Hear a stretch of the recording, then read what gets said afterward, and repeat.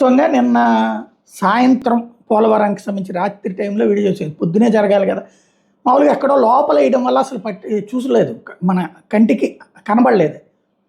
తర్వాతన ఎప్పుడైతే కేటీఆర్ మాట్లాడారో అప్పుడు క్రాస్ చెక్ చేస్తే అదేదో చాలా నార్మల్గా లోపల పేజీలో ముక్క కింద ఏదేదో నార్మల్ ఇన్సిడెంట్ అన్నట్టు రాసుకొచ్చారు. ఇప్పుడు కేటీఆర్ది వార్త ఇవాళ రాసుకొచ్చారనమాట. పోలవరంలో కాపర్ డ్యామ్ ప్రాజెక్టు నిర్మాణం కోసం మట్టితో ఏర్పాటు చేసిన తాత్కాలిక కట్టడం రెండోసారి కొట్టుకుపోయినా జాతీయ ఆనకట్టల భద్రత సంస్థకి కానరావడం లేదా, కాళేశ్వరంలోని మేడిగడ్డలో 2 పిల్లర్లకు పగుళ్ళు వస్తే కూలేశ్వరం అని కారు కోతలు కూసిన కాంగ్రెస్ బీజేపీ నేతలకు పోలవరం అనే దమ్ము ధైర్యం ఉందా అంటూ టీఆర్ఎస్ వర్కింగ్ ప్రెసిడెంట్ కేటీఆర్ ప్రశ్నించారు. తెలంగాణకు వరప్రదాయన కాళేశ్వరం ప్రాజెక్టుకు ఒక నీతి, పోలవరం ప్రాజెక్టుకు మరో నీతి అంటూ శనివారం ఆయన ఎక్స్లో పోస్ట్ చేశారు.